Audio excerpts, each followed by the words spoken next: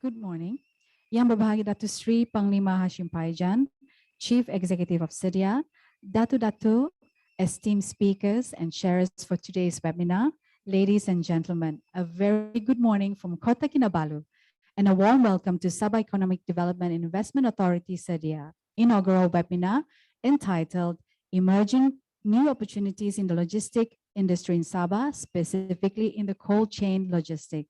From the desk of Sedia's Investment Promotion Unit, I am Sheila Radim, your webinar facilitator for today. Thank you for all taking the time out of your busy schedule to join us today. We feel very privileged to have a lineup of great speakers to share with us their knowledge about the cold chain industry in Sabah. The objective of this webinar is to highlight the investment opportunities in the cold chain logistics supply chain industry in Sabah. At the same time, we would like to introduce Sedia's Investment Promotion Unit, who we are, and how we can facilitate your investment into Sabah.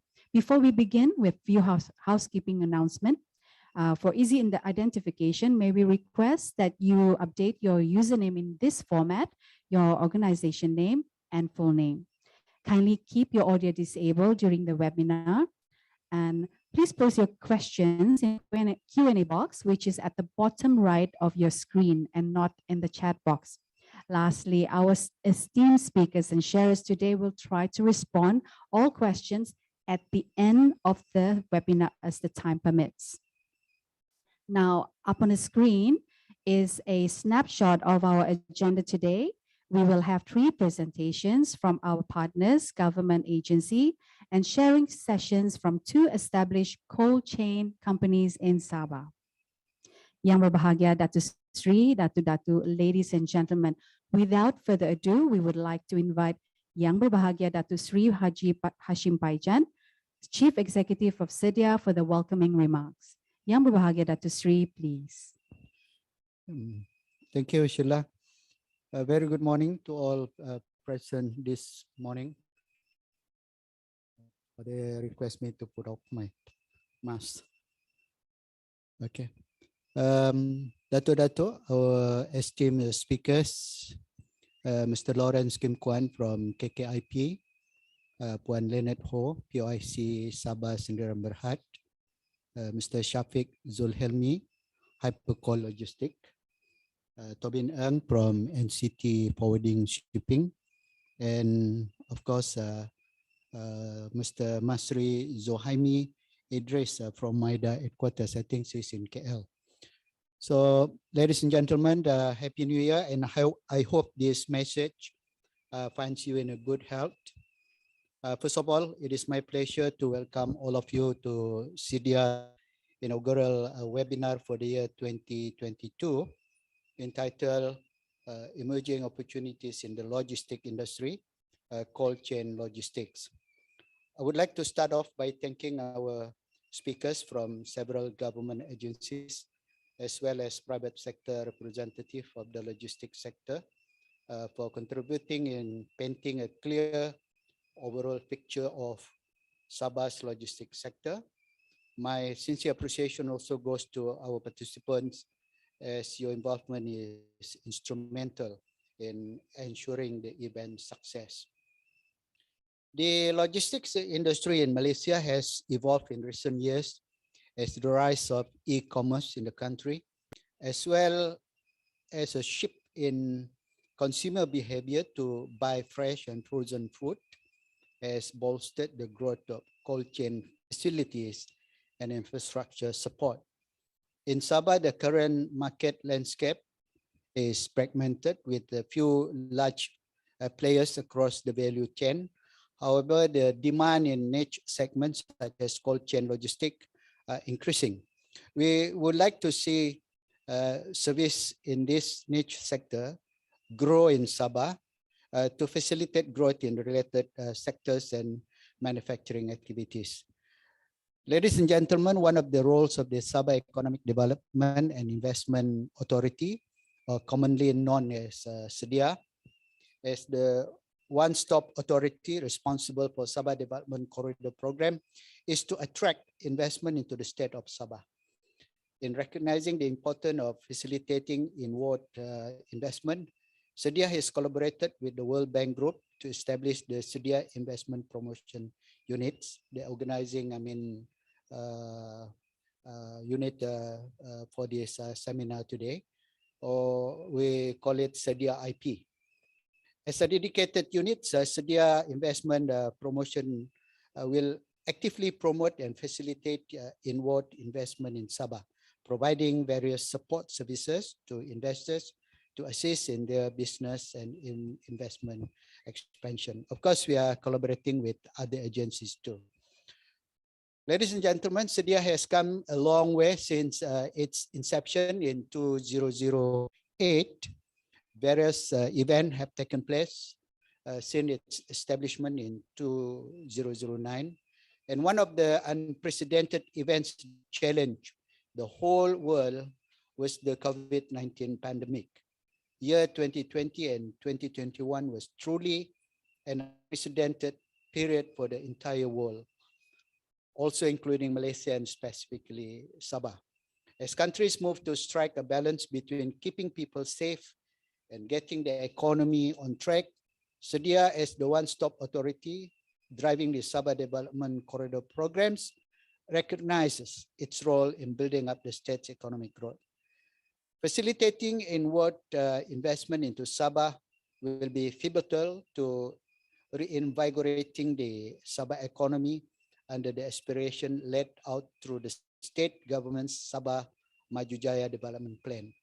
Hence, it is timely to redefine the directions of ADC or Sabah Development Corridor towards 2030 in response to the pandemic, while also aligning with the latest federal and state government policies and initiatives. The newly completed SDC Blueprint 2.0 will chart Sabah's development over the 10-year period from 2021 until 2030. 5 strategic thrusts are prioritized, through which 30 SDC initiatives will ensure maximum impact on Sabah's overall socio-economic growth. I think we have displayed our 30 initiatives during the SIBES summit in Sabah International Convention Center, I think 2 days ago. Hopefully, each and everyone had seen our display. Sedia will work together with all agencies at the federal and state levels to take a positive role in attracting private investment and aligning public spending so that the development projects are implemented as planned and in accordance with the strategies of the SDC Blueprint 2.0. With that in mind, I would like to close my remarks by once again expressing my thanks to all our partners and participants that will help make this webinar a success.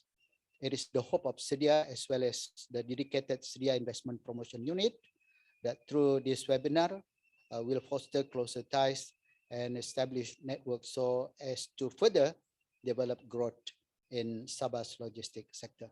I think before I end, I would like to thank Mr.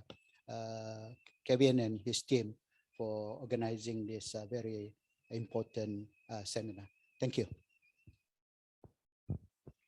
Thank you, Yang Berbahagia Datuk Sri, for that very heartwarming welcome. Yang Berbahagia Datuk Sri, Datuk, ladies and gentlemen, we would now like to invite Sedia's Chief Investment Officer as our first presenter. A little background about him. Kevin graduated with a degree in Civil and Construction Engineering from Curtin University of Technology, Australia, and holds a Master in Business Administration. A professional with over 10 years diversified experience in engineering, Kevin joined Sedia in 2009. He was attached to various sections in Sedia, namely the Project Management Department, Development Planning Division, and the Chief Executive Office. He now leads Sedia's Investment Development Section. Presenting the overview of Sabah Development Corridor, please let us welcome Mr. Kevin Ukang. Over to you, Kevin. Well, good morning to Datuk Sri Panglima Hashim bin Paijan, the CEO of Sedia, esteemed speakers, and most importantly, the participant of this webinar. Your presence and participation has made this event a success. Next. The content of my presentation this morning will cover three main topics: the Sabah-Dirman Corridor, opportunities in cold chain logistics, and how Sedia Investment Promotion Unit can facilitate your entry into Sabah. Next. Let me start by giving you the insights of Sabah Development Corridor Blueprint 2.0. The vision of SDC is to be competitive, inclusive, and sustainable corridor by 2030, with three aspirations: competitive, innovation, and high-value economy, inclusive and balanced development, healthy and resilient ecosystem. The goals of SDC 2.0 is to achieve 95 billion private investment and creation of 70,000 new jobs that is able to boost additional 20 billion into the state GDP. Next. Again, this slide highlights the framework which will be driven by four main sectors. There are agriculture, manufacturing, tourism, and logistics, and supported by 5 strategic trusts: restructuring the business and industry ecosystem, spurring the key economic growth area, transforming human capital, improving regional inclusion, and enhancing environmental sustainability. Next. Well, to start with, this is just the snapshots of Sabah in 2020. With a land size of approximately 73,600 square kilometers and populated by 3.9 million people, the economic driver of Sabah contributed mainly from the services sector, followed by mining and agriculture. The trade balance of the state was affected by the pandemic. However, we are now ready for recovery, and we believe the tourism industry will rebound very soon. With the input of SDC program, the state GDP has grown from 56.5 billion in 2009 to 85.4 billion in 2019. Next. These slides illustrate the tourism arrival into Sabah, where 4.2 million arrivals in 2019 prior to COVID, which generated approximately 8.5 billion tourism receipts. Next. While the cargo throughput via ports in Sabah has grown approximately 38% within the span of 10 years, but which slightly dipped in 2019. However, there's room for Sabah to grow, taking into consideration of the development of Sapangar Bay to be the regional transshipment hub of this region. Okay, let us look at the East Asia and Pacific region. The population in this region stands at 2.36 billion, which is 30% of the world population.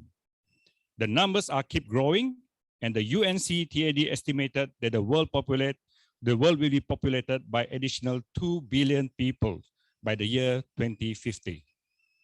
Over the next 30 years, the child dependency ratio will decrease, but it is forecasted that this will be compensated by the rising old age dependency ratio. This triggered the need in health and medical industry. It is worth to mention that almost 80% of the world live in the cities. As the experts suggested, as the region progresses, it will lead to increase in household income. The demand for food will increase, and the consumer habit will change accordingly, and hence, storage facility is required to address food shortages. The next few slides, I will explain to you why Sabah will be your preferred investment destination. 77% of the state's population are under 40 years old.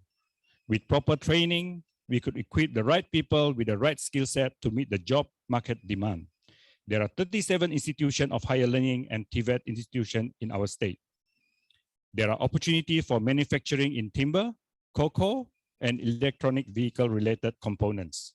Besides, food processing and aquaculture will be our next segment that are ready for promotion. Sabah is known for its rich natural resources like gas and coal. Being in the heart of Borneo, Sabah is the center of biodiversity. Most importantly, Sabah is strategically located.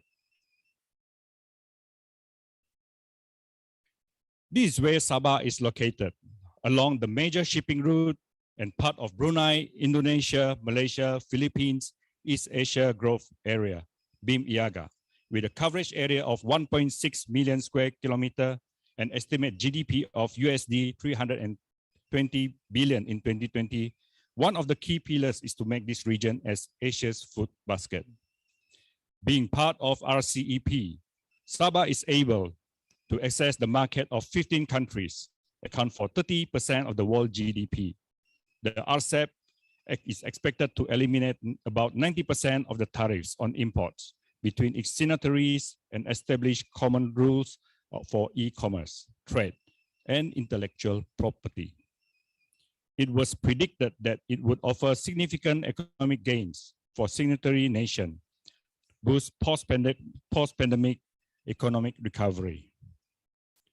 Sabah also able to tap additional 16.4 million population at Kalimantan and more after the development of Nusantara, Indonesia's new capital city.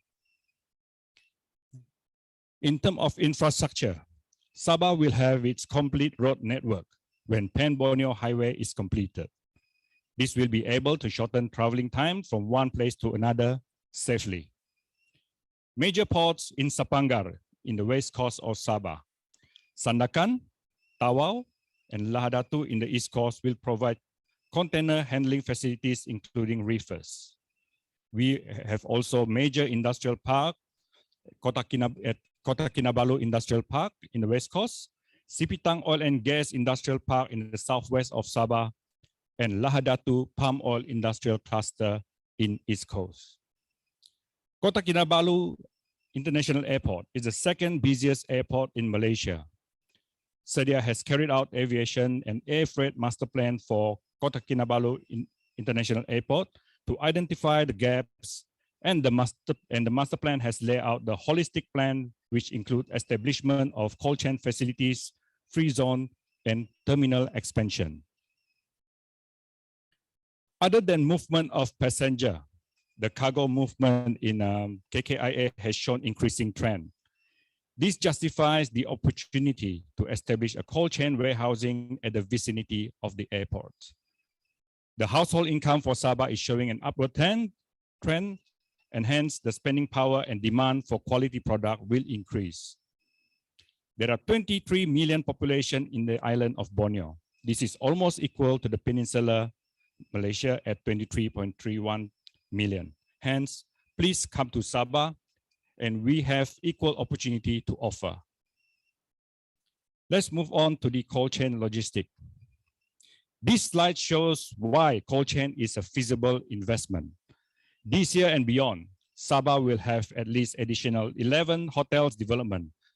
Worth to mention Alila Dalit Bay, Hyatt Centric, Crown Plaza, Doubletree, Sheraton, and many more.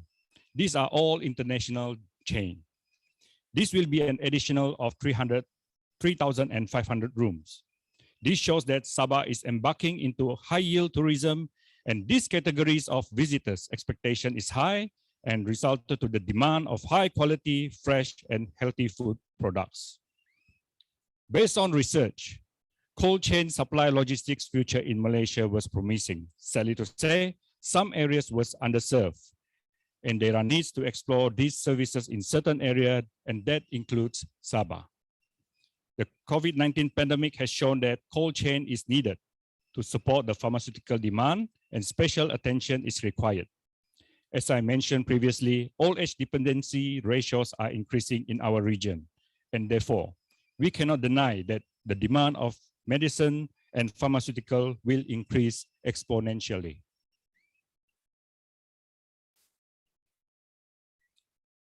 Next. Well, this slide showing some benchmarking information that we found out from MIDA's handbook, the cost of doing business. We found that Sabah is generally fair compared relatively to Penang, Selangor, and Sarawak. If you look at the Sabah figure, it is equally competitive compared to other states in Malaysia. The more reason for you to consider Sabah as your next investment destination or business expansion. Next. Well, this is just some of the logistic related development that was carried out or in progress under the Sabah Development Corridor program. Sapangar Bay Container Port expansion. This expansion is underway to make Sapangar Bay Container Port as regional transshipment hub with 1.25 million TEUs handling capacity and additional 600 reefers. That will be supported by state-of-art handling equipment as well. Kota Kinabalu Industrial Park. Sedia has commissioned the Free Economic Zone Master Plan at KKIP to cater for logistic and aerospace industry. The industrial link road linking KKIP and Sabah and Sapangar Bay Container Port will commence its construction this year. And also worth to mention, palm oil industrial cluster in Lahadatu, which currently have container terminal, dry bulk facility, liquid bulk terminal facility that was all funded by Sabah Development Corridor under the 10th Malaysia Plan. The most interesting development is the border town development, where Sedia will commission a comprehensive master plan study along Sabah and Kalimantan's border to identify the enablers for trade and economic activity. This will include the inland dry port at Kalabakan and Sindomin. Moving forward, post-COVID recovery, Sedia has created a new investment promotion unit to provide end-to-end service to investors. This aims to convert investment interests to pre-establishment support by giving information and advisory services, support in site selection, facilitating approvals. Indirectly will be your one-stop shop. The hand holdings will continue even after the establishment, where we will provide investment aftercare to ensure smooth investment journey. With more than 10 years in service, Sedia will be able to support investors via its investment committee, stakeholders consultative, and the human development program. With that, I would like to end my presentation with a note of thanks. And please do not to contact us. We would be very happy to provide you more information and to meet you on one-on-one basis to hear directly from you. Please call us. Email us at invest@sedia.com.my or visit our investment promotion website, www.investpromotion.sedia.com.my for more details and inquiry. We have a team of energetic professionals that will be able to facilitate you. Thank you very much. I'll hand it over to the facilitator, Sheila. Thank you, Kevin, for that presentation, as well as introducing the Sedia's Investment Promotion Unit, which was established through collaboration with a team from World Bank Group. Now, for the next speaker, allow me to provide a brief background. He holds 2 degrees, Bachelor of Arts in Economics and Bachelor of Business Administration in Marketing from Ohio University, USA, and was part of the Harvard Senior Management Program of the Harvard University and Harvard Club of Malaysia. He joined KKIP Syndrome Berhad in 2009 and held various capacities. In 2018, he was appointed as the Deputy Chief Executive Officer. Just recently last year, he heads KKIP Syndrome Berhad as the Chief Executive Officer. Presenting the topic at the forefront of Sabah's industrialization, please welcome KKIP Officer, Mr. Lawrence Kim Kwan. Over to you, Lawrence. Good morning. Datu Sri Panglima Haji Hashim Faijan, Chairman of Sedia, all participants out there, and my fellow speakers in this room. Today, we hear about cold chain logistic. And what is it really that we are talking about cold chain here? In my layman understanding of the cold chain industry, it's as simple as this, that if we do not have such an industry, we will not have dairy products, you will not have your fresh milk, you will not have your cheese, and so on. Also, you will not have your imported lamb, beef, and so on. So it is a very, very essential part of the industry, especially in our food industry. Moving on, ladies and gentlemen, I would like to share with you of what KKIP has prepared as an ecosystem to support this industry, and that it will be vibrant and also efficient as far as the cost is concerned. Next slide, please. First of all, I would like to introduce you with Kota Kinabalu Industrial Park, or KKIP. We are located about 20 kilometers up north of KK city center and about 28 kilometers from the international airport. You can see that this is really a city area, not that far from the CBD of Kota Kinabalu city. Next slide, please. This is the master plan of KKIP, encompassing an area of about 8,320 acres, where the area shaded in purples are the manufacturing or industrial area, divided into 18 industrial zones of 2,000 over acres, dedicated for industrial land use. Next, please. Next, please. And within our industrial park, we have more than 250 companies, factories that are operational. And this is the aerial view of our industrial zone 1, 2, 3, and 4. Next slide, please. Next slide, please. And industrial zone 7 and 8 of aerial view. Next, please. Next, please. Industrial zone 13. Next, please.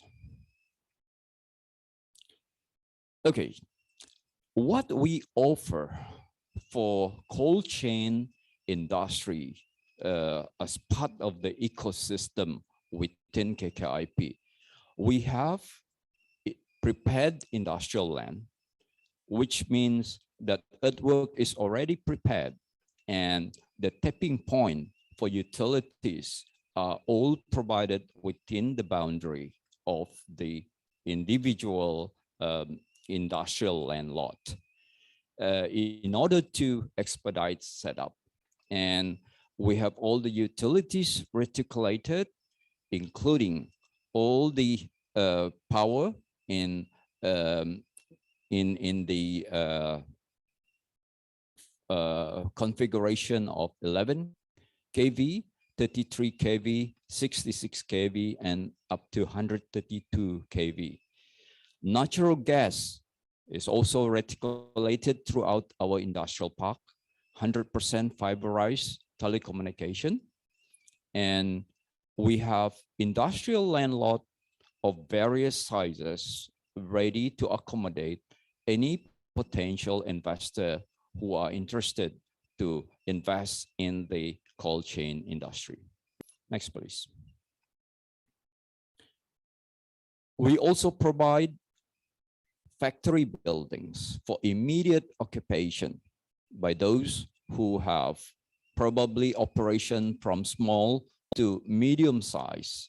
And we provide various sizes of factories that can be utilized almost immediately.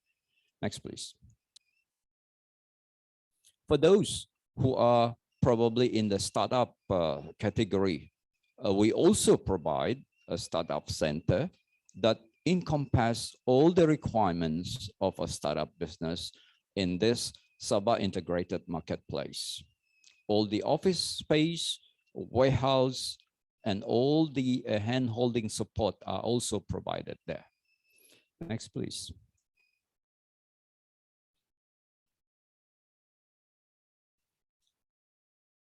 As an ecosystem that we are building in this logistic cold chain industry, the living environment is of high quality within maybe around 20 minutes from our industrial park. you have the various international hotel like Hyatt, Hilton, Marriott, Shangri-La, Holiday Inn, and nearby also is surrounded by resort and golf clubs like the Nexus Karambunai, and also Shangri-La Rasaria, Dalit Bay Golf Club, also the Sutra Harbor, and Sabah Golf and Country Club, at least 5-6 golf clubs that are surrounding our industrial park and within the vicinity. And also, there are private hospitals nearby, as well as government hospitals nearby as well, universities like UITM, UMS, and so on. And also, we have a research and training institution within KKIP. There are 16 of them, and every year which churn out about 12,500 young graduates in skill as well as semi-skilled workers. And we have very vibrant and dynamic workforce that we can guarantee to our investors that are investing within our industrial park. Also, we are providing one-stop center for hand-holding of all the investors' requirements in their setup, just to ensure that expedited setup is available. Next slide, please.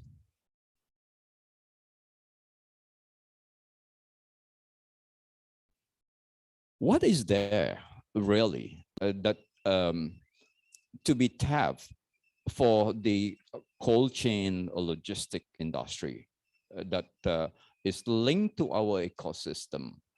As we all know, the population around the Borneo Island is more than 20 million.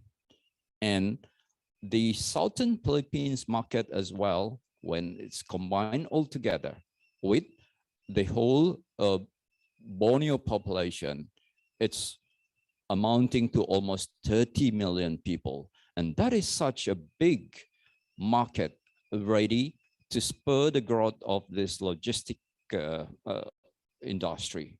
And as we know, Indonesia is moving its capital to Kalimantan and will further increase the population of Borneo. And so, therefore, I think the opportunity, this is really, I may call it as a really new emerging regional area with untapped potential. And next slide, please.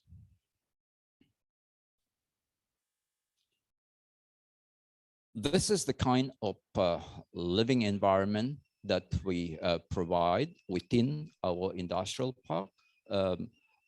Very high quality living condition, and within the driving range of about 10 to 15 minutes. Next, please. Next, please.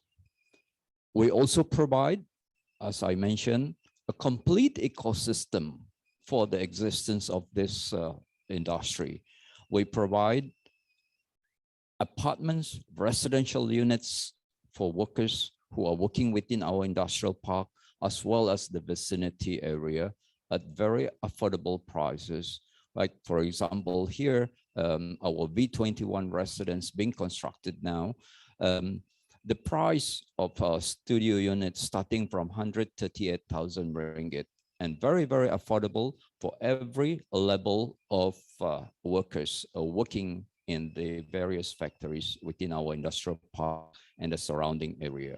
And with probably about 400-500 ringgit of loan repayment monthly, they can own an apartment fully furnished, fully aircon. Next, please.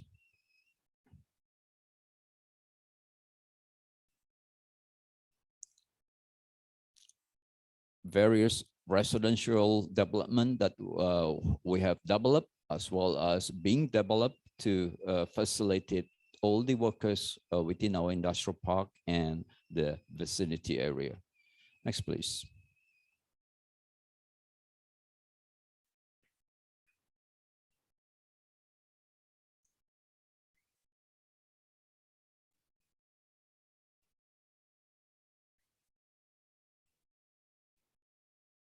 Okay. The availability of dynamic young workforce, as I was mentioning earlier, yearly we have graduating trainees from the Kota Kinabalu Polytechnic, about 2,500. Also, there is Mara Skill Institute, and nearby we have University Malaysia Sabah, the UITM, and on our own, we have also embarked into the development of Aerospace Training Center, which is fully operational, and the students are licensed by the CAAM, or Civil Aviation Authority of Malaysia, as well as the EASA, or European Safety Agency Aviation. So a total of about 12,000 to 12,500 young skilled as well as semi-skilled workers are available yearly. Next, please. I think first speaker has mentioned about the expansion of Sapangar Port. Why this is so important to us, because the bottom line is that with the completion of the Sapangar container port, we will be able to ship directly to international destination, and it will really facilitate especially the cold chain logistic industry. Next slide, please. For investors to come to KKIP, we offer expedited setup, and I would like to sum up this step in 5 steps, simplify it in 5 steps in a very, very coordinated way.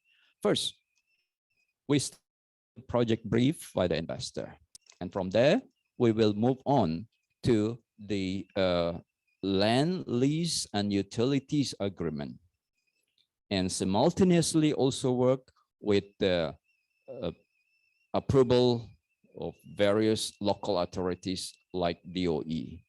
And then on the project approval, including the manufacturing license, DOE, work pass, and so on, including probably also the agreement on the raw material reuse and so on. And that would be about 3 months from the project brief to the project approval. And then after that, will start be the building plan process by the investor itself, and also leading up to the factory construction as well as commencement of operation. In our recent achievement for a major investment of up to 4.2 billion, we have accomplished a setup from the day of the business proposal received up to the commencement of the filing of the factory within 6 months. That is how we would like to expedite business setup within our industrial park. I think that's all I have. Thank you so much for spending your time with us today. Thank you again. Thank you, Lawrence, for bringing us that compelling presentation. Now, our next speaker is none other than also Sedia's good friend, Ms. Lynette Ho, Deputy Chief Executive Officer of POIC Sabah Sdn Bhd. A little background on Lynette. She has over 25 years experience in overseeing corporate management towards delivering stakeholders' expectation, continuously innovate and improve business performance, very instrumental in developing networks and engaging local stakeholders through an exclusive approach and strategic programs to successfully enhance awareness in POIC and value to stakeholders. The net will be speaking on Sabah's Eastern Gateway to ASEAN and beyond. Over to you, Lynette. Thank you, Sheila. Before I begin, I'd like to say thank you to the organizers, namely Datuk Seri Panglima Hashim Baijan, the Chief Executive Officer, and the organizers, the team of organizers here, and also ladies and gentlemen. Good morning. First and foremost, I just like to state that logistics is the backbone of any industrial development program, is a backbone of manufacturing, is a backbone of progress for any nation. And I think it is extremely timely for this subject to be brought forth to the fore. And today, the focus is in cold chain logistics. And this is an extremely interesting topic for POIC because the basis or the premise behind the conceptualization of POIC in Lahad Datu is about logistics. And I'm happy to share what we have today. And that is the opportunities available for this sector, as well as for the related sectors within the cluster. Next, please. A very quick snapshot on Sabah's economic structure.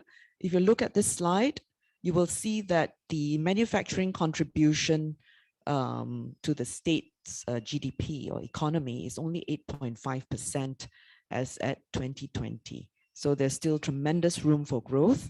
And as mentioned earlier, logistics is a key or is a backbone to the growth or development of the manufacturing sector. And if you look at the row under services, services contribute about 43% to the state economy. And out of that, we estimate that 5 to 8% comprise the cold chain sector. So tremendous room and tremendous opportunity for growth in this area. Yeah, essentially the sky is the limit. Next, please.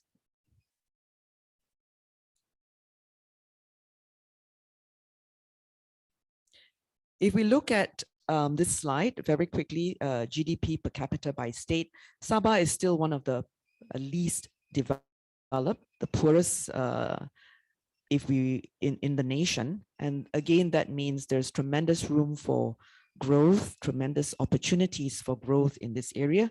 And we look forward to the logistics sector being the key driver towards the development of the state economy.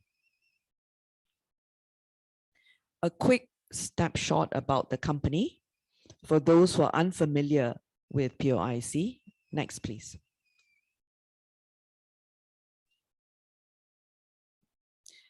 POIC was set up in 2005, wholly owned by the state government of Sabah.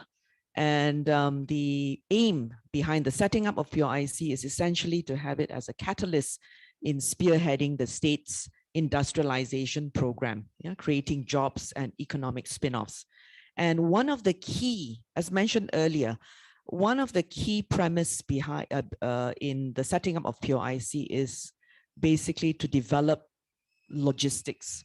And we have 3 main subsidiary companies, and POIC Logistics is one of the key areas, and it is in fact one of the main drivers for POIC's development. Apart from that, the 2 other subsidiaries are complementary subsidiaries, and they have recently been established. Next, please. Key objectives of POIC is to develop POIC Lahad Datu into a logistics hub for the East region. And by East region, we mean the East Coast of Sabah, Southern Philippines, Sulawesi, East Kalimantan, and PNG. And apart from that, the goal is to provide basic and advanced infrastructure, including port facilities.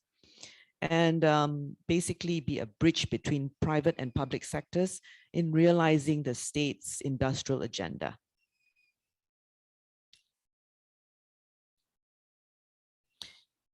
Essentially, this is POIC's business model. And again, its role is to help the state to industrialize through industrial clustering concept. The key or the main core was to develop the palm oil industries, to encourage further downstream and value adding by inviting anchor companies in refineries, in fertilizers, biofuels, pharmaceuticals, food, and so on. And over the years, there have been various investments established in POIC, forming the clusters that we see today. And these are warehousing, transportation, bulking activities, packaging, and so on. And one of the main investment themes that have developed over the years would be the port and logistics cluster. And apart from that, there is also a biochemical cluster in POIC Lahad Datu. There is a halal cluster that is in the making. POIC was one of the first entities in the state that received its Halma status from the Halal Development Corporation. So this is an area that we are looking to develop. And again, the logistics and cold chain sector is going to be key partners or strategic towards this development. SMI as well as food, aquaculture, and agriculture sectors are key as well, key investment themes for POIC. If you look at this map, you will see that the location of Sabah is smack in the middle of this regional logistics hub. POIC essentially, or the port essentially, is able to cater to the world's largest commercial vessel, which is about 400,000 deadweight tons at its maximum, or ultra large cargo carriers. The integrated port facilities include a liquid bulk terminal, a dry bulk terminal, container terminal, and a barge landing facility. There are also bulking installation facilities to bulk liquid cargo. And the future developments to complete the logistics connectivities are underway as well. There are plans for an airport in Lahad Datu. And essentially, this POIC Lahad Datu is very well positioned as an eastern gateway for Sabah and the resource-rich East ASEAN growth area. POIC essentially is about trade connectivity. And that's why, as mentioned earlier, it's well positioned to enhance trade for the state and the East region due to its geographical position. And when we speak about trade connectivity, we would be looking at sea connectivity. Essentially, the location is right along the Lombok-Makassar Straits. Road connectivities provided by the Pan-Borneo highways. Air connectivity. Essentially, this location is within 4 to 6 hours from major ASEAN hubs, as well as other collection and distribution supply chain facilities within the industrial park. So essentially, POIC is ready to go. It is essentially ready for industries to set up, to plug and play. Yeah, and in effect, it is one of the lowest hanging fruits in the state. Next, please. Just very quickly to go over some of the major milestones for those who are not familiar with POIC. POIC is host to Malaysia's largest fertilizer cluster. It also has the largest concentration of foreign investment interests to date in the state. World's largest palm oil biorefinery complex is operating in POIC as well. And it was host to the first biodiesel plant in Sabah, and it obtained the first Halma status for the state. And also all major basic infrastructure is completed. And I'd be happy to show the audience as we go along. Next, please. These are just some of the major players that are already on the ground. And this is key because it means, again, why these companies are here is because of logistics. These are major fertilizer companies, and they would not have set up if the logistics was not in place, essentially the port facilities. Next, please. Again, POIC, as mentioned earlier, is host to the world's largest integrated biorefinery complex. And again, this facility would not have set up or would not be here if it wasn't for the logistical facilities. And again, essentially the integrated port facilities. I mentioned earlier that POIC is ready for industries to come in. Industrial land is available. The port and logistics facilities are available. There is a liquid bulk terminal, a dry bulk terminal, and a container terminal that was completed in 2018, and barge berths as well. And within the container terminal, there are reefer points, and space for consolidation and depots right next to the industrial park itself. So in terms of cost, it is able to address the cost of doing business because of the proximity of the industrial land to the port facilities, as well as other logistical support facilities like warehouses and so on. Next, please. Essentially, why POIC Lahad Datu? I'd like to recap this. We have ample land for warehousing, for factories, for depots, and connectivity is there in terms of land, sea, air, and also IT. Third, geographical centrality. This is key because in order to bring down the cost of doing business, you need to be central, at the center of resources, at the center of markets, as well as other logistical support. And number 4, there is a natural deep sea port in POIC Lahad Datu. And that is key because having a deep sea port means we are able to cater to large vessels. And at the end of the day, one of the only ways to bring down cost is scale. Yeah. So the larger the vessel, the greater the economies of scale, the lower the cost. So this is the premise behind the development of the seaport facilities in the east coast of Sabah, predominantly or essentially in Lahad Datu. And not only that, but POIC Lahad Datu is also located along a major up and coming shipping route, and that is the Lombok-Makassar Straits. Yeah, so it has direct access to the Lombok-Makassar Straits.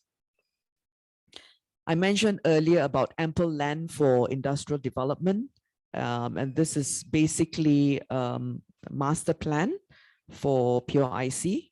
I will not go into all the details. We'll skip this. Next. And if you look at this map, for those who are not familiar with Lahad Datu, POIC is right in the middle of one of the state's largest agriculture and food belt. And that's essential because it means access to raw materials. And this is where the potential is for development of agriculture products, raw materials such as not just oil palm or palm oil produced, but also other agriculture products like pineapple, bananas, and so on. And where it can be easily processed within the industrial park and then shipped out to the rest of the world. If you look at this map, by air, POIC Lahad Datu, or rather Sabah, is essentially 4 to 6 hours from major ASEAN hubs.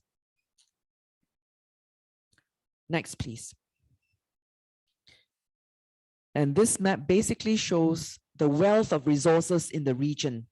You see, the idea is to be able to tap the raw materials within the region and have it processed in POIC Lahad Datu.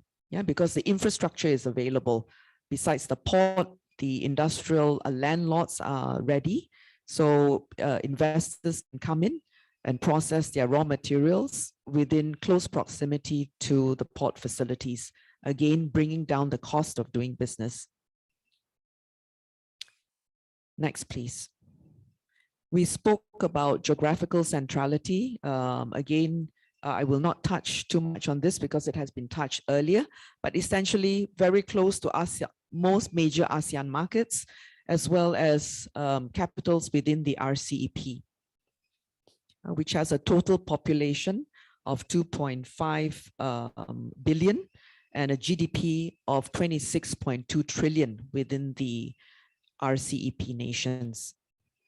And if you look at this map, the dotted red line represents the Lombok-Makassar Straits, which plies right from the south to the north, to the northern hemisphere, going past Lahad Datu POIC. And this is key because at the end of the day, in order to reach your markets, you would need to have access to logistics. So not just air and land, but sea as well. Next, please. I mentioned earlier about the natural deep sea port. If you look at this map, POIC's, the draft in POIC Lahad Datu is 25 meters, one of the deepest in the world actually, and comparable to Port of Rotterdam and other major ports. So this is key because it is about being able to cater to large vessels, and the bigger the vessel, the lower the cost. So these are tremendous opportunities that are available in the long term, yeah? And this is something that we would like to share with our audience, as well as with potential investors who are looking to invest to reach regional markets as well as international markets. So POIC, as you can see, was developed not just for local or domestic market, but it is for players who are keen to reach out to regional and international markets as well. So it's very well positioned in that sense. This next slide is basically a slide of the proposed railway. The Indonesian government is looking to link through rail from the southern tip to the northern tip of Kalimantan. And again, for those in the logistics industry, this presents tremendous opportunity. If you are set up in the east coast of Sabah, essentially in Lahad Datu, you would have not just sea connectivity, but rail connectivity as well to reach your markets. Yeah, and this is a new growing market. Very quickly, just like to show the facilities for POIC Lahad Datu Port. Next, please. I mentioned earlier there are 3 major terminals. So you will see that the terminals are located in phase 1, 2, and 3. Next, I'll just go very quickly. And these are the facilities on the ground. Yeah, the dry bulk terminal. Next, the liquid bulk terminal. And this has a draft of 20 meters. Bulking facilities to bulk liquid cargo. The container terminal. Before that, if I may just request for the container terminal slide to be up again. Before this. Okay, this is where the reefer points are located. For those who are looking at the cold chain facilities, you're able to set up now. Yeah, so this is a very low-hanging fruit. It's all available and right next to the industrial park. Next, please. This slide is key because not many know that Lahad Datu is an emerging port city. Just within the Davao Bay itself, there are basically 7 jetties. Yeah, and this wouldn't happen unless the natural endowments are there. Yeah, because of the natural depth as well as the breakwaters by way of an island that makes the area very calm and conducive for large ships to ply through. Next, please. Target sectors, I'll just go through this very quickly because time is up. Within the target sectors, the port and logistics sector is a key sector for POIC. We are looking to develop free trade zones. E-commerce is a key target sector as well. Cold chain, food processing, and so on. Yeah. So for those who are interested to set up their cold chain facilities, we have the facilities right now. Okay, operators on the ground, just to give an idea of who are the players who are already here. I will not go through in detail, but just to give you a bird's eye view as to what are the operators and the facilities that are there. Next, please.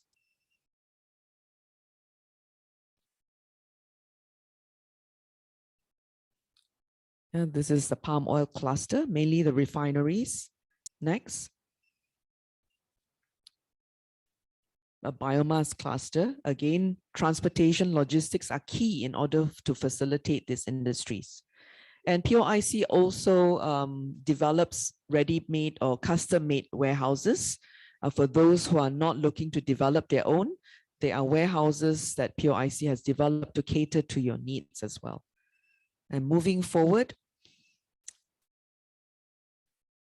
there are plans proposed for a new international airport that would complement the sea connectivity. So it's not just land and sea, but air connectivity as well to all the major markets. Next. And proposed integrated cold storage facilities and depot. These are all in the pipeline. Next. And as announced in the Sabah Maju Jaya in March last year, there are also plans for proposed international marine food hub, which again presents tremendous opportunities for the cold chain sector. Yeah. And a maritime academy in order to train skills and knowledge in the maritime sector. And I'd like to wrap up by inviting discussions later on with regards to policies to facilitate the cold chain sector in POIC as well as the state, as well as to understand the current transport supply chain crisis and how we could take advantage of this or capitalize on this situation in the logistics sector for the state. Yeah. And with that, I'd like to thank you very much for your attention. Thank you. Thank you, Lynette, for that presentation, which augurs well with today's topic. And I'm sure is very helpful for everyone who is present here today. Now that brings us to the sharing session part of the webinar. We are very happy to have two members from the cold chain industry to share their experience in Sabah. There are Mr. Shafiq Zuhilmi, Happy Cold Logistics Sdn Bhd Warehouse and Logistic Manager, and Mr. Tobin Ng, Director of NCT Forwarding and Shipping Sdn Bhd. Please allow me to give a brief introduction of our first sharer, Mr. Shafiq Zuhilmi. Shafiq actually graduated with Executive Diploma in Logistic Management and have an extensive professional 28 years of working experience in various cold chain industries, namely warehouse for FMCG dry product, cold storage, and multiple temperature control, as well as in procurement, shipping, and general maintenance. To start off Shafiq's sharing today, here's a short video presentation from Shafiq.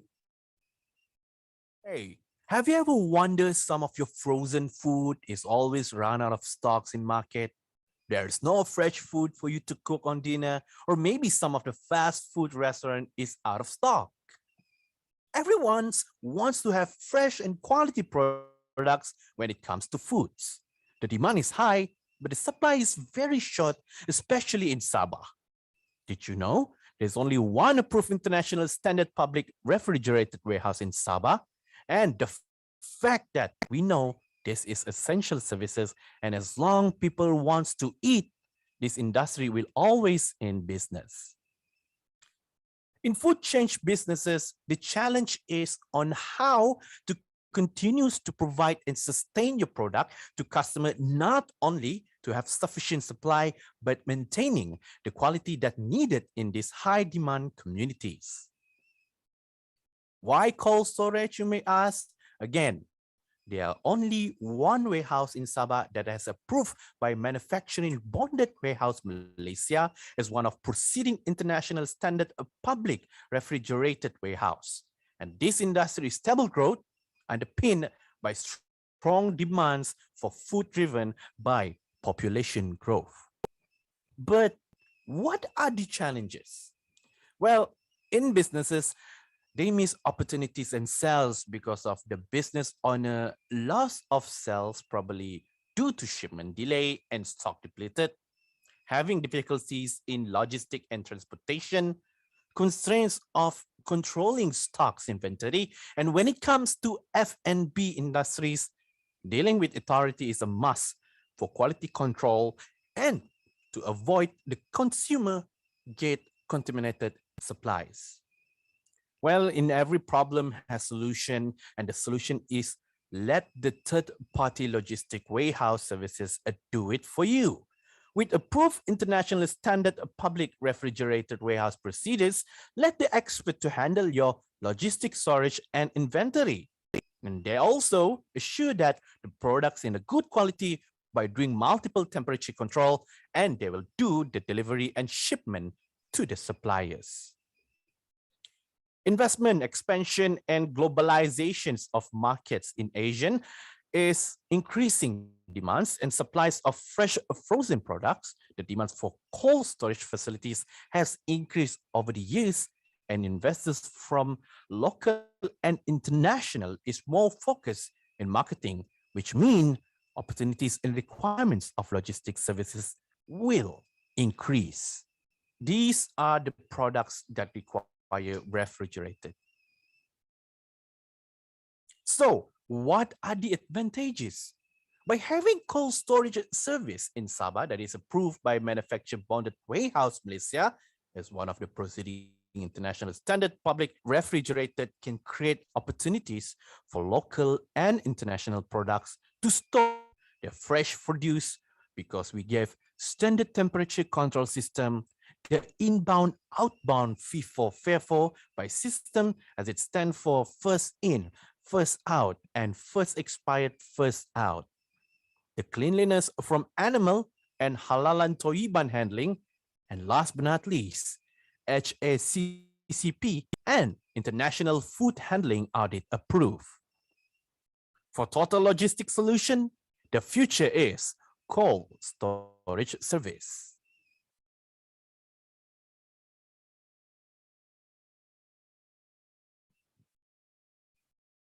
Hello, Assalamualaikum warahmatullahi wabarakatuh.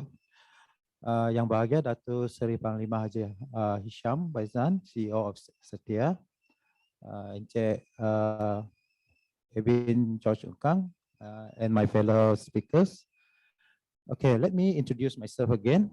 My name is Muhammad Syafiq Jul Hilmi. I am very honored to be invited to share my experience in this. So let's start with something that is, as Madam Leonard mentioned, logistic.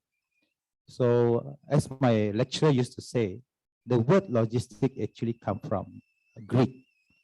So before the Greek army started to attack a city, they actually stationed all their army and their support food and ammunition put in the proper station to support their attack. So that is important. That is why logistics is very important in our life. So it's very important in our process of supply chain also, which is from the manufacturer and all the way to our consumer. Okay. As I mentioned, I am from Hypercore Logistics. Our warehouse has been established 10 years ago, it's 2010. And our main business is actually provide multiple temperature storage, frozen, chill, and ambient temperature. We act as a main distributor center for our client in Sabah. We provide transport delivery for whole Sabah. As mentioned in my video, we are international approved in handling frozen products, food, and also meeting the requirements of our standard handling of our quality and brand for our customer.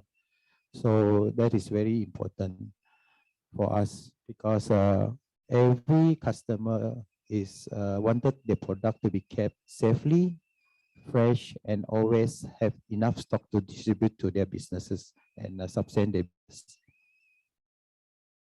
Okay, due to the increasing demand of cold storage services, I am glad to inform all of you that Hypercold is have a plan to do expansion that we be actually estimated to start our expansion by this year. So we are going to expand our business so that we can support the market.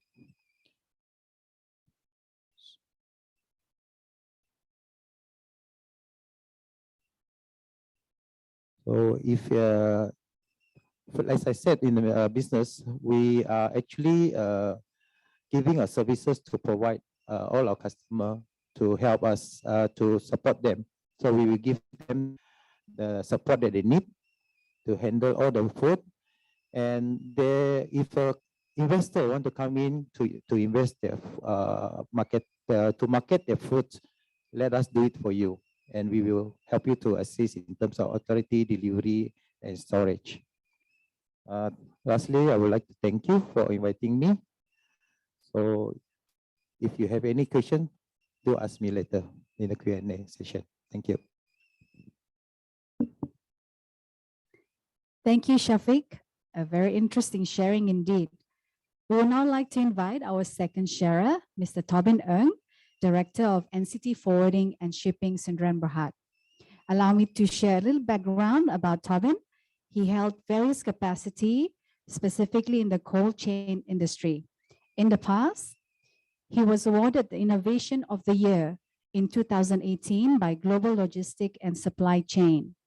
He was awarded Alibaba Entrepreneur in 2019 by Alibaba Business School, and recently, last year, he was awarded the Innovator of the Year by Malaysian Management Excellence Award.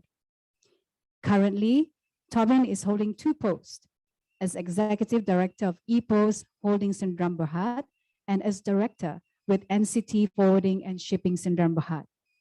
Please welcome Tobin. Over to you, Tobin. Good morning, everyone. Good morning, Dr. Sri Hashim Baijan, the CEO of Sedia, and also Mr. Kevin, the CIO of Sedia, and also Mr. Lawrence from KKIP, and also Ms. Lynette, and also the following speaker. Thank you for the opportunity for inviting NCT as one of the panelists speaker today, and also thank you for organizing such a good event related to logistics industry, especially the cold chain logistic, which is a popular topic recently. So next slide. A little bit background introduction about NCT. Basically, NCT Group is a multinational procurement group inside Malaysia and also outside Malaysia. We started 1909 as a trading company in Putatan, and then we start to diversify into property development, tourism, investment, and logistics is the one of the oldest industry, important sector of the company. So we have been innovate throughout the years. We have warehousing services. We have distribution delivery trucks throughout nationwide in Malaysia. We are focusing in e-commerce as well. And also recently we are diversifying ourselves into cold chain business. So for our cold chain business, currently we have about 45,000 cold chain warehouses.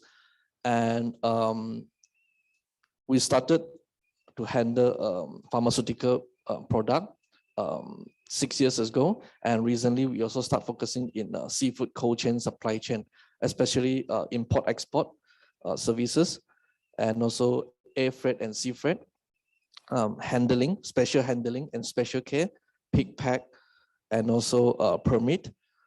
In the future, in the next 5 years, we are looking into cold chain transport as well, especially intercity line haul, which is a multi-intercity delivery, and also last mile delivery, because we believe that during the COVID, there are a lot of young entrepreneur and also young startup. They are venturing into a live stream kind of thing, and they start to selling all kind of thing. And most of it, they are selling seafood in Sabah, and they have a needs of a last mile delivery, especially a cold chain. So we try to support the young entrepreneur, the SME, the SMI in Sabah and also nationwide. Next, thank you. So in terms of our technology, for the past 5 years when I joined the company, we have been investing a lot of technology and also IoT in the company, especially the software. We started to invest and build our own software, which is the order management system and also a warehouse management system. And then we start to invest into the controlling system, which is to control the temperature inside the warehouse because we are venturing into cold chain. And also we invest into the delivery system, which have connect into our ERP and also an open API with our client and also the marketplace, which is Lazada, Shopee. And in the future, we are venturing into a solar because we believe solar renewable energy is the key to reduce the cost of electricity, especially for cold chain. And also we are venturing into blockchain because when we are in a cold chain business, we deal with manufacturing and F&B. And blockchain can prevent, and also there's a track record of what's the sector and also what's the manufacturer details about. So blockchain can protect the details and also data. So we invest and also venture into technology, into logistics. And we believe that technology can revamp our and also increase our efficiency. And for the long term, we can reduce our costs as well. Next, please. The demand are growing because we have been talking with all the market sector. We have been talking to the manufacturer, and also we have talking to the trading company. We believe Sabah, we need at least 200,000 square feet warehouses, especially in cold chain, in the next 5 years. So what are the sector are looking into cold chain? Pharmaceutical, during the COVID-19, there are a lot of pharmaceutical company, there are a lot of foreign company, they are looking into this. Agriculture, especially export agriculture. Recently, there are a lot of durian plantation and also pineapple plantation. They are looking for cold chain, several type of temperature cold chain support services and also warehouses. Aquaculture, especially frozen, live and chilled seafood. They are exporting into foreign country. And lastly, which is F&B. These are the 4 sectors that they are looking into a cold chain logistic services. So what we are going to do is we are venturing into warehouses to build the infrastructure for the manufacturer and also the people needed. And then we are slowly venturing into transportation and also delivery in the future. Next, please. So we see the opportunity. There are a lot of media that they are talking that cold chain is a top opportunity for the third-party logistic provider, especially in Malaysia. So we believe that based on our experience, not only for the third-party logistic, but also the opportunity for grow and increase the export from Sabah, grow and improve the local businesses, foreign and local investment, and also government initiative. Because what we hope that we also can be the pioneer to look into this cold chain industry and then to work with several government agency, for example, like KKIP, also Sedia. Yes. Next, please. So when we venture into roadshow, we have a lot of opportunity to talk to the market leaders, and also we know what the market wants. So we have captured few of the data from the market, especially from pharmaceutical. What they said that is we need more local logistic player in a cold chain business and more option, not only like 1 to 2 option, but we need more option. They need more option in Sabah.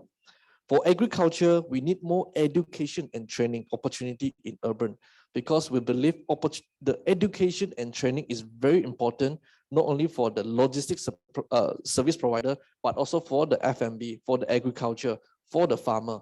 So when we want to build the ecosystem, we believe we believe the education and training is the key to improve in Sabah. And lastly is for F&B, We need more technology startup to enabler in our industry. So just now, I'm very happy we see our government agency, especially KKIP, to build a e-commerce and also startup community in that area, so we can bring more F&B and also more young entrepreneur into that space to grow our business together in Sabah. Next, please. So our expectation, we hope that more government agency initiative on Sabah supply chain and also infrastructure, more education opportunity on the market outlook, and also more PPP, which is a public partnership. We believe that if we can work with the government and also the agency, and we can lead and also to build the infrastructure for Sabah, I believe that more SME, more startup, more young entrepreneur can grow their business together with us. Next, please. So in the next 5 years, our group NCT, we will investing about 150 million in cold chain logistic, especially in infrastructure, in warehousing, and also in transport team. We hope that our investment not only for the business, but also for the people in Sabah. Yeah, next, please. Sorry. So this is my last slide. So we hope that we can be part of the ecosystem to build the ecosystem for cold chain logistics. Thank you. Thank you, Tobin, for another great sharing. I'm sure there will be a few questions later for you. Ladies and gentlemen, we are also privileged today to have Mr. Masri Zohaini Idris, Senior Deputy Director from Malaysia Investment Development Authority, MIDA. Allow me to share a brief background. Mr. Masri started his career by working for the government as an assistant engineer at the Department of Occupational Safety Health.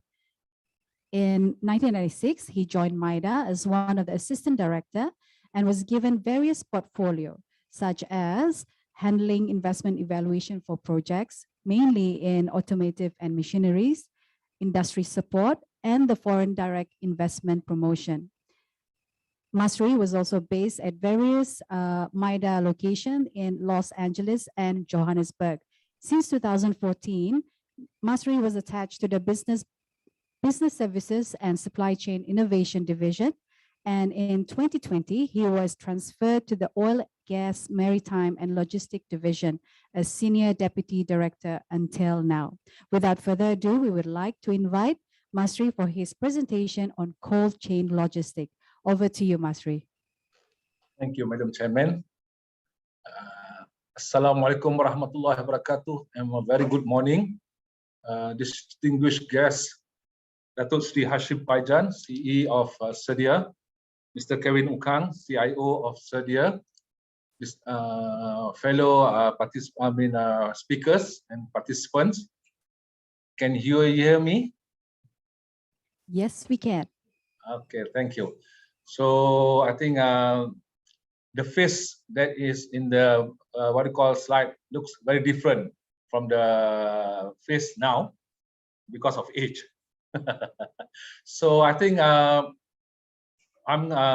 coming in from MIDA, which is the Malaysian Investment Development Authority, a government agency under MITI. So my topic today is Malaysia as a logistic hub. This is a general topic, but we will be focused, also include the supply chain. So MIDA structure and activities, this is what we are doing. We are in the planning, promotion, evaluation, and approval of projects, implementation, and also compliance and facilitation. So basically, we work together with the investors, be it local and also foreign investors, when they are setting up their operation, whether in manufacturing or services, selected services such as logistic. So we work hand in hand with them, okay, either in the planning and also in the promotion, where we promote the activities overseas. So this is just an overview of the when they call the supply chain. So this is what was done in the study on the logistic and trade facilitation master plan done in 2014 by Frost and Sullivan.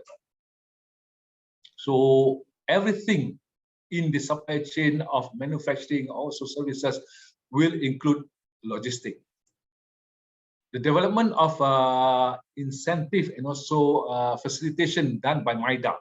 We started to provide incentive since 2001 when we have the cold chain incentive. This is the time when cold chain was promoted because of the nature of business. When I think at that time, you know that a lot of fresh produce and whatnot that need to be brought into the markets and whatnot has to also have the activities of cold chain. So in 2001, we started with this cold chain incentive. Then we start with the integrated logistics services incentive in 2003.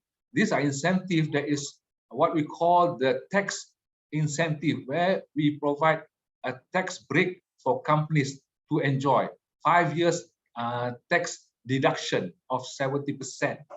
Then we have international integrated logistics services status. This is a facilitation activities given to logistic company where they can apply to get custom agent license. When at that time the custom agent license was frozen by the government. Then in 2012, when government introduced what we call the Domestic Investment Strategic Fund, so logistic was also included, and it starts in 2012. So then in 2017, we do have another round of incentive provided for ILS, which is the Integrated Logistics Services, where domestic logistic company that has already enjoyed the first round of incentive can now enjoy a second round. Although this incentive has now been stopped in December of 2020, but we are trying to push it back. So along the way, we are also putting it more emphasis on logistic to be given more incentive. I think in the new Malaysia plan and all whatnot, they have also some introduction given there. Okay, so in the picture also there are some names there that shows the type of incentives that was given to these companies.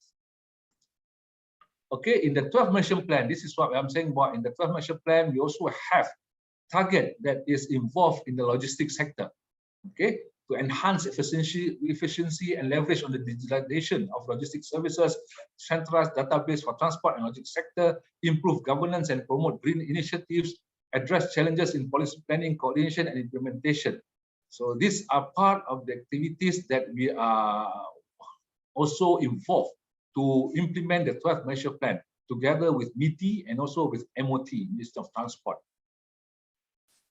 So what MIDA role in the activity itself? So we want to make Malaysia as a competitive regional logistic and e-fulfillment hub. As you know, when we talk about logistic, definitely people talk about the domestic or the traditional kind of logistic. So there are now the e-commerce kind of logistic where we are talking about the e-fulfillment hub, which is part of what the actual logistic, normal logistic activities is. So they coined the word for e-commerce, they call it e-fulfillment hub to look into the activities of sending or complement the activity of commerce. So we are part of the supply chain of this activity where we attract FDI and also domestic investment into Malaysia to realign economic incentive, increase local capabilities, increase competency, and also developing investment value target for regional e-fulfillment hub and promote strategic investment by local companies.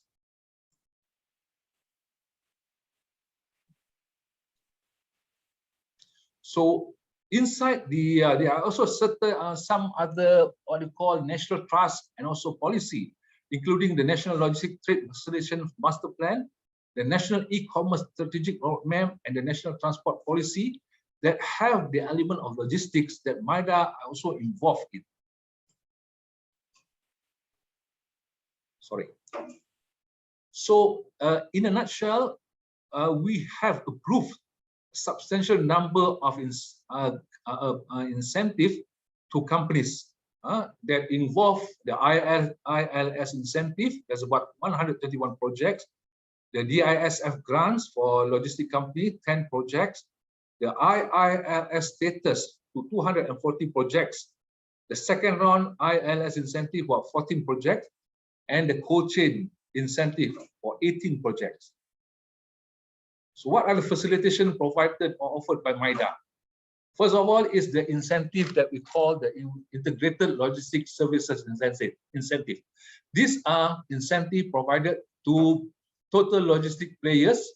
Okay, they are given 5 years incentive period or tax break, which is there are two types, which is what we call the pioneer status or the investment tax allowance. It's a 5 years, so it's a partial tax incentive of 70% statutory income that is been exempted.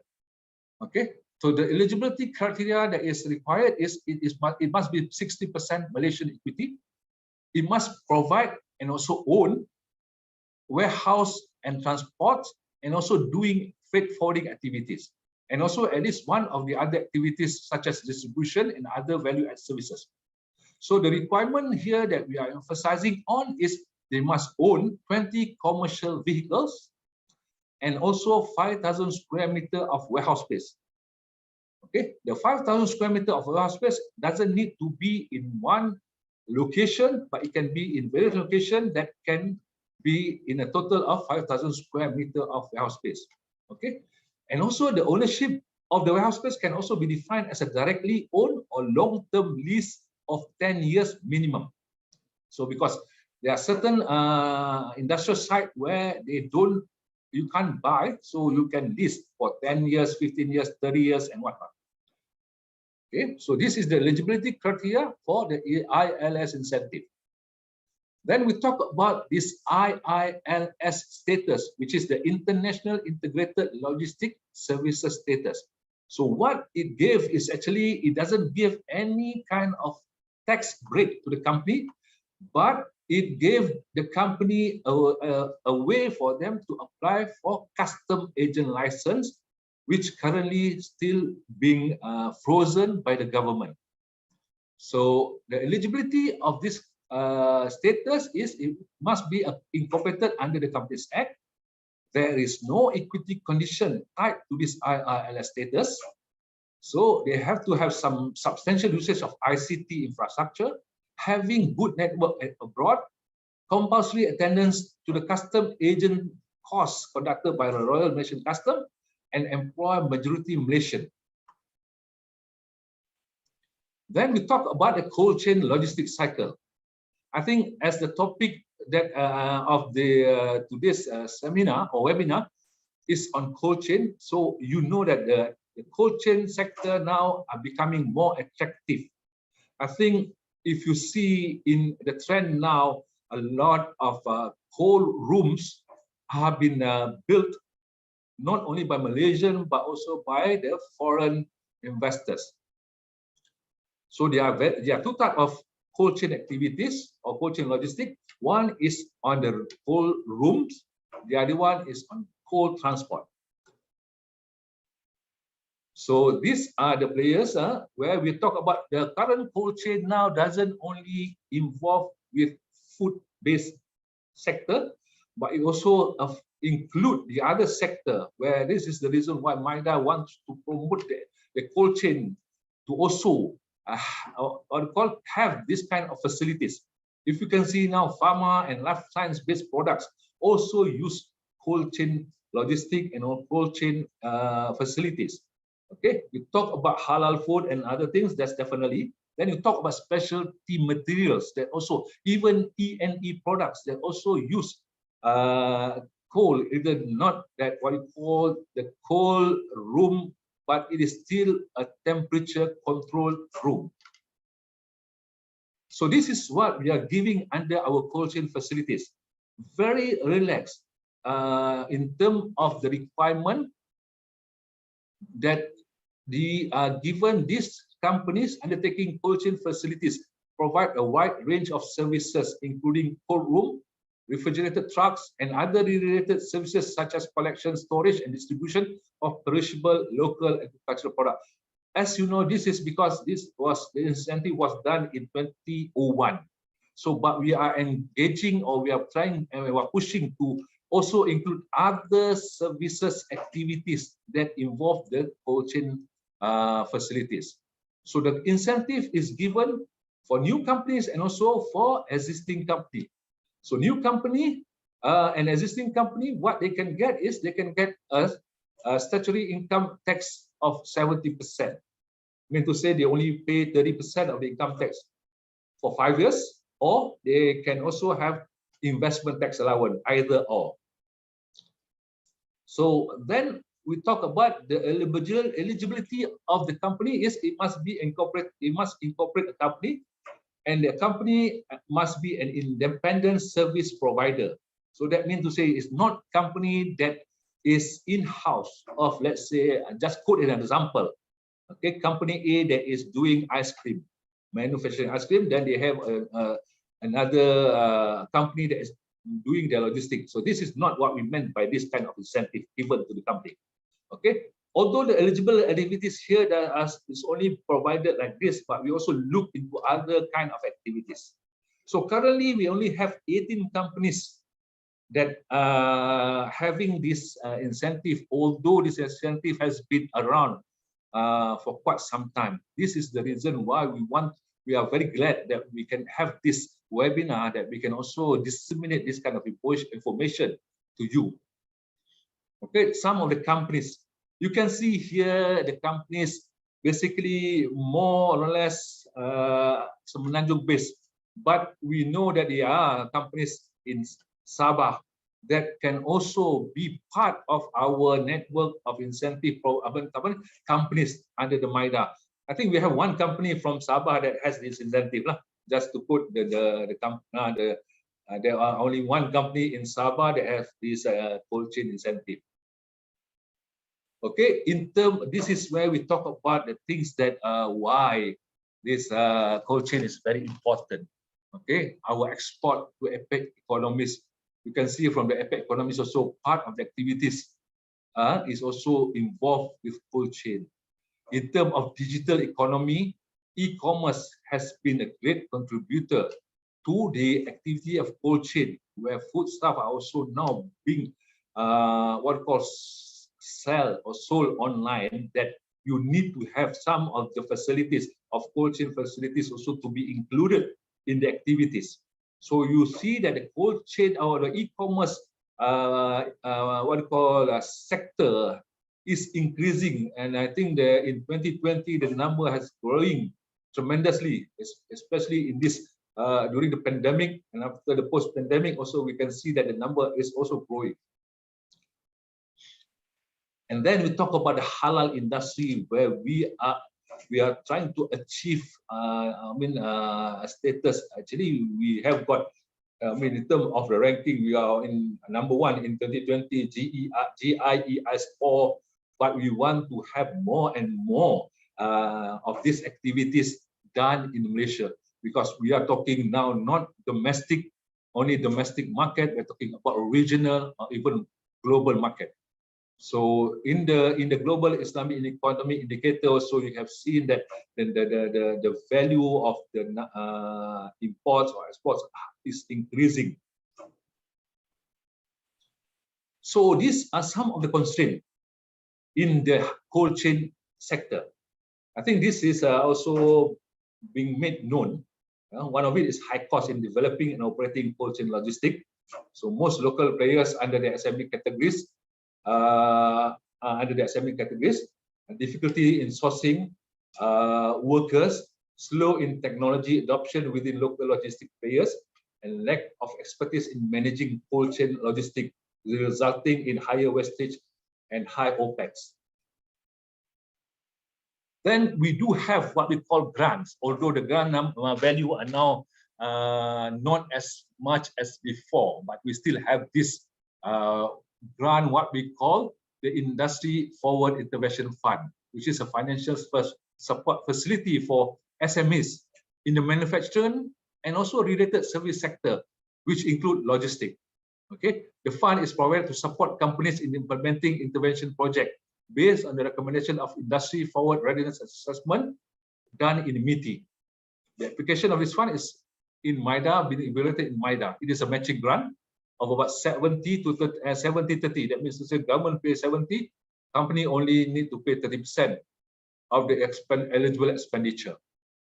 The next grant is what we call the Smart Automation Grant, which is given on a matching basis of 1-to-1 based on the eligible expenditure up to 1 million per company.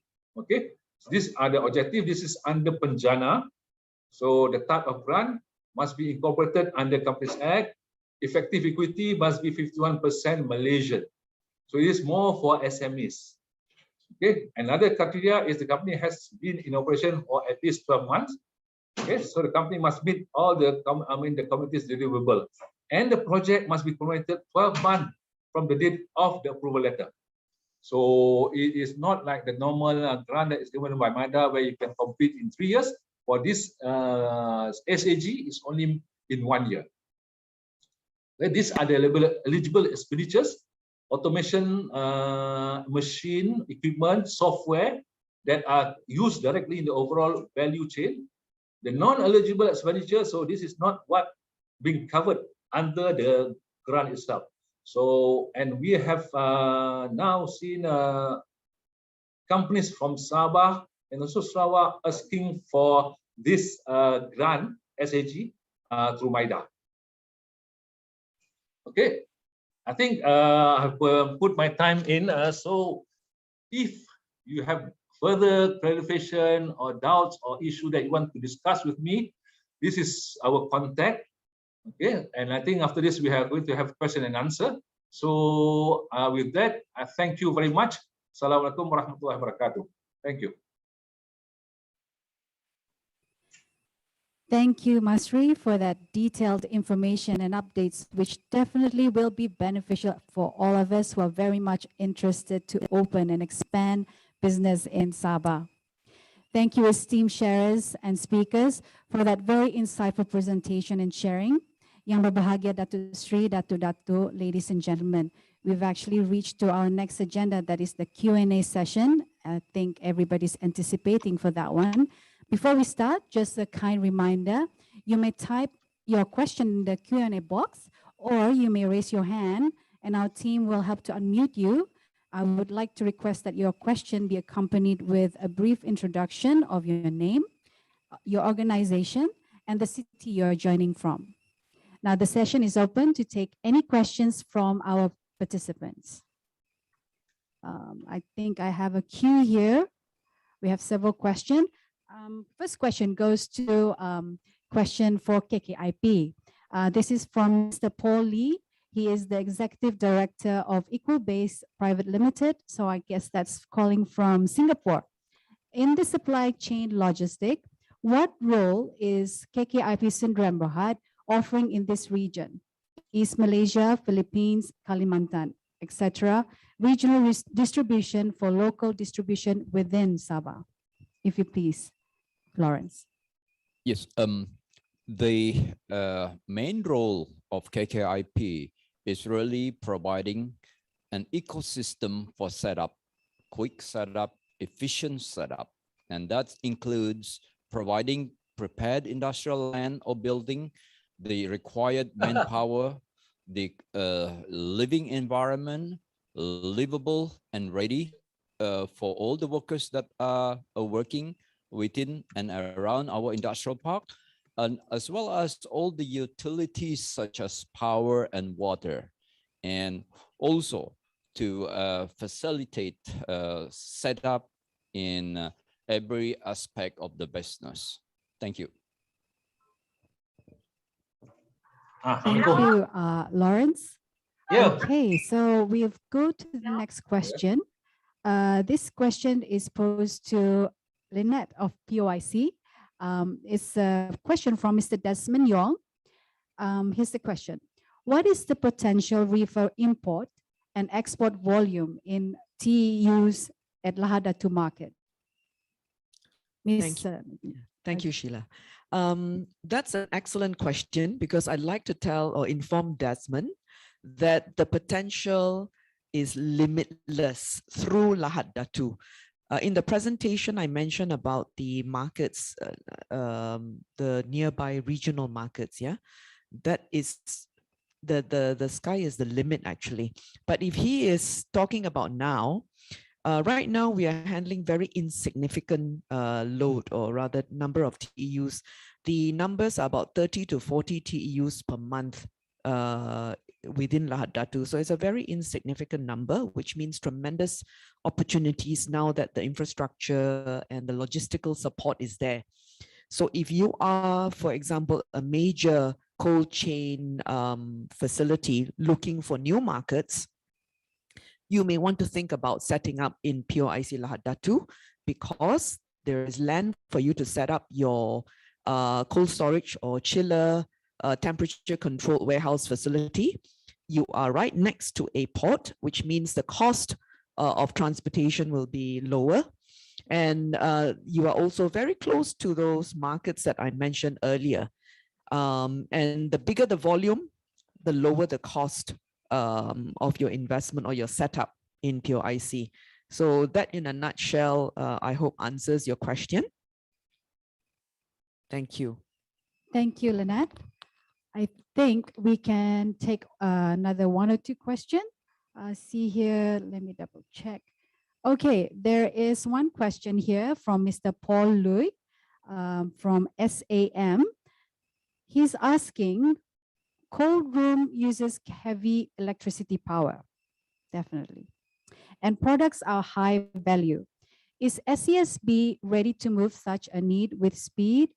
I think maybe I can invite Lawrence from KKIP to help to answer this question. Mr. Lawrence. Sure, thank you for the question. Yes, within KKIP, the power is reticulated by our subsidiary company, so-called KKIP Power Sdn Bhd.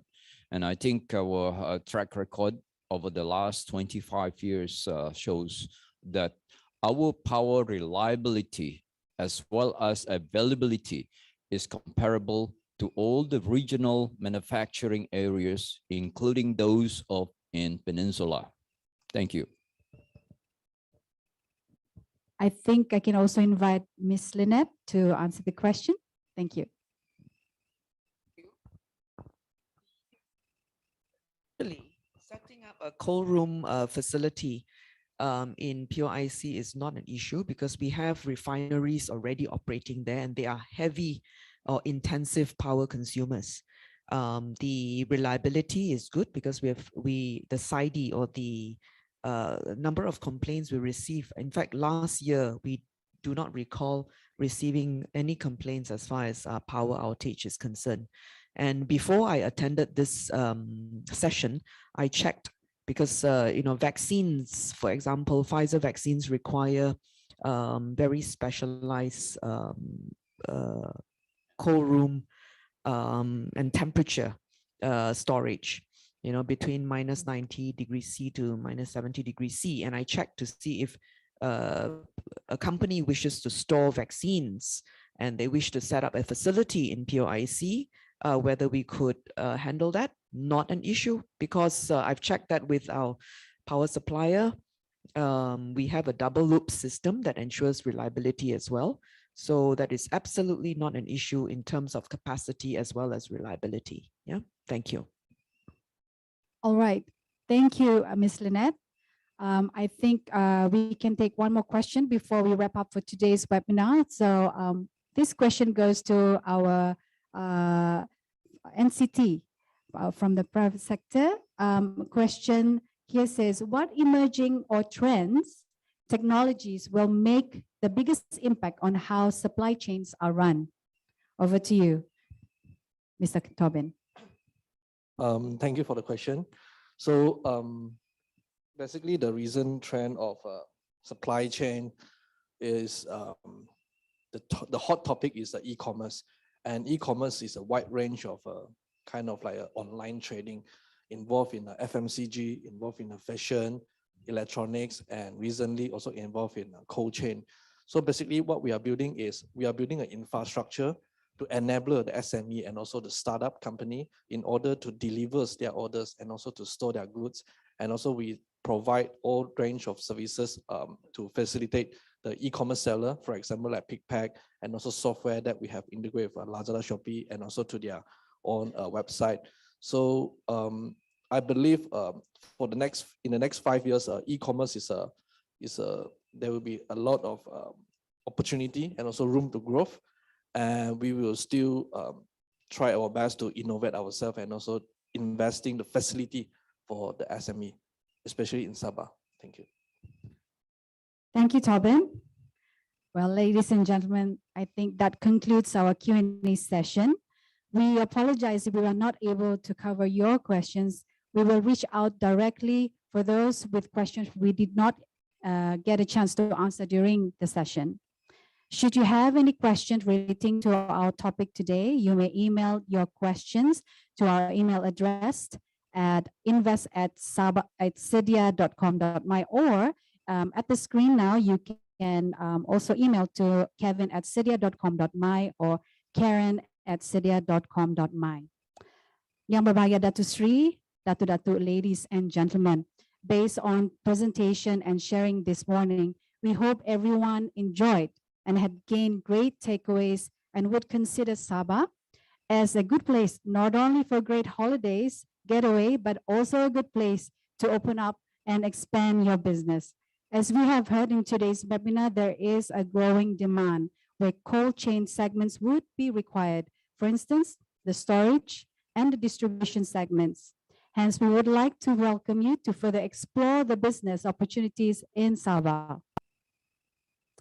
We would like to encourage everyone to keep yourself updated and follow us on our Sedia investment promotion social media platforms on Facebook, LinkedIn, and Twitter.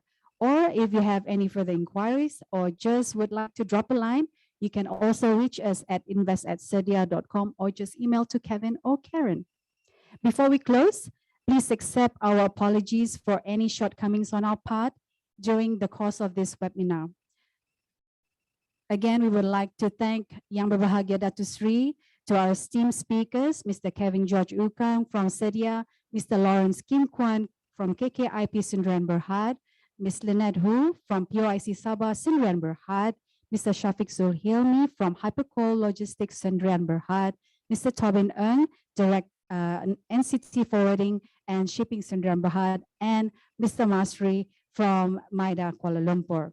We thank you for your continuous support, and to everyone, thank you for your time and being with us today, as well as to all our wonderful and loyal attendees online for making the time with us this virtual session. On behalf of Sedia Investment Promotion Unit, your partner in turning Sabah into the ideal expansion destination for your business, a big thank you to you.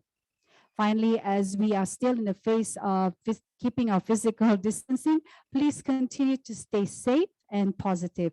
From the Sedia Investment Promotion team, we wish you a pleasant day and we hope to see you in our next session of webinar. Thank you and goodbye.